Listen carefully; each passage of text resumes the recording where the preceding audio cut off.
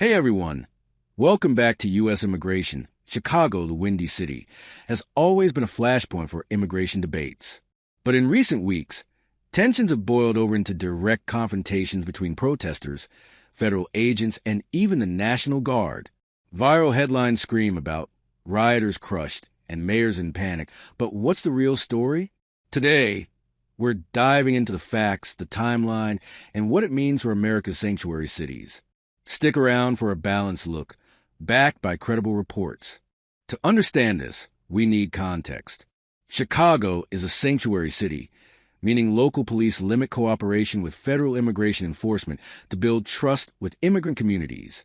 This video traces back to the 1980s, but ramped up under Mayor Brandon Johnson, a vocal advocate for immigrant rights. Enter Operation Midway Blitz, an icy initiative launched in September 2025 targeting individuals with criminal records in sanctuary areas like Chicago. The goal? Remove threats to public safety. But critics call it overreach, sparking protests outside icy facilities in suburbs like Broadview. These demonstrations have grown, leading to arrests and clashes. October 4th South Side standoff. One flashpoint came on October 4th in Chicago's South Side. About 30 Border Patrol and IC agents were on routine patrol near 39th Place and South Kedzie when they were rammed by vehicles and boxed in by a crowd of anti-IC protesters. Things escalated. An armed woman tried to run down the agents with her car. In self-defense, they fired. Wounding her non-fatally, she drove herself to the hospital. No agents were hurt. A larger mob then gathered, prompting federal agents to deploy tear gas. Here's where it gets controversial. The agents called for Chicago PD backup, but dispatch audio shows officers were ordered to stand down. An internal memo read, "For the chief of patrol, clear everybody out. We're not responding over there." CPD later clarified they did respond for public safety and traffic control, citing city laws on immigration incidents. Homeland Security Secretary Kristi Noem called it an attack on brave law enforcement, vowing more resources for Chicago. Halloween in Evanston. Fast forward to Halloween in nearby Evanston. Border Patrol agents were tailgated aggressively by a red car, which crashed into their vehicle during a U-turn. A hostile crowd surrounded them, shouting, spitting, and in one shocking moment physically assaulting an agent by grabbing and squeezing his genitals during an arrest. The agent responded with defensive strikes. 3 people were arrested. Evanston's Democratic Mayor Daniel Biss held a press conference the next day, blasting the agents. ICE agents have assaulted Evanston residents. This is an outrage. Our message for IC is simple. Get the hell out of Evanston. He announced investigations into the agents' actions, accusing them of targeting based on color of their skin. DHS pushed back, stating the assault justified the response and highlighting a dangerous trend of violence against federal officers. Recent Little Village violence and National Guard response. Just 2 days ago, in Chicago's Little Village neighborhood, federal agents faced gunfire, vehicle rammings, and debris thrown by protesters during an enforcement operation. A manhunt is underway for suspects, underscoring how these encounters are turning deadly. In response to the mounting chaos, the Trump administration deployed 200 Texas National Guard troops to the Chicago area on October 8th, focusing on Broadview's ICE facility. This video, part of broader federal efforts in sanctuary cities like Portland, aims to protect agents and maintain order. Protests intensified immediately, with demonstrators blocking roads and chanting against the militarization of immigration. Mayor Johnson has criticized the deployment as federal overreach, urging peaceful resistance while reaffirming Chicago's sanctuary status. Analysis and broader implications.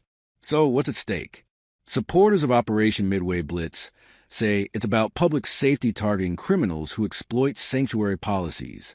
Critics, including local leaders, argue it sows fear in immigrant communities and ignores root causes like asylum backlogs. Over a dozen arrests have occurred since early October, but no fatalities, a reminder that de-escalation is key. As one DHS official put it, the violence must end on all sides. This isn't just Chicago's fight. It's a national debate on borders, rights, and federal versus local power. Conclusion and CTA. Chicago's story shows how immigration policy collides with real lives. Whether you're pro-enforcement or pro-sanctuary, the path forward lies in dialogue, not division. Manhunt underway after federal agents take gunfire as rioters ram vehicles, hurl debris in Chicago. A manhunt is underway after federal immigration agents were targeted in 4 violent attacks Saturday while conducting enforcement operations in Chicago's Little Village neighborhood, where rioters opened fire, hurled debris, and rammed vehicles in what the Department of Homeland Security called an unprecedented assault on law enforcement. According to DHS, agents were boxed into a street and alley while making an arrest when a man driving a black Jeep opened fire and fled. As the confrontation escalated, agents deployed a flashbang device while crowds threw bricks and paint cans from rooftops. Chicago police helped evacuate the area, and while no one was injured, several vehicles were damaged. Officials said the violence spread across several city blocks as agents endured for separate attempts to ram their convoy, including near an FBI facility where demonstrators tried to breach the perimeter before police restored order. Protesters also blocked streets and threw more objects, prompting agents to use crowd control measures to clear a path. Over roughly 3 hours, agents came under gunfire, were rammed 4 times, and faced mobs hurling debris. 9 people, including 8 U.S. citizens and 1 non-citizen, were arrested on charges ranging from assault to obstruction. DHS said the gunman who fired on agents remains at large. The department described the assaults as part of a growing and dangerous trend of violence and obstruction targeting federal law enforcement. Chicago police confirmed no officers or agents were struck by gunfire. The attacks quickly drew political reaction from Homeland Security officials. Assistant Secretary Tricia McLaughlin directly blamed Illinois Governor J.B. Pritzker and Chicago Mayor Brandon Johnson for fostering hostility toward law enforcement and accused the media of spreading false narratives about immigration operations. J.B. Pritzker and Brandon Johnson have fueled an environment of lawlessness and assault on federal law enforcement, McLaughlin said.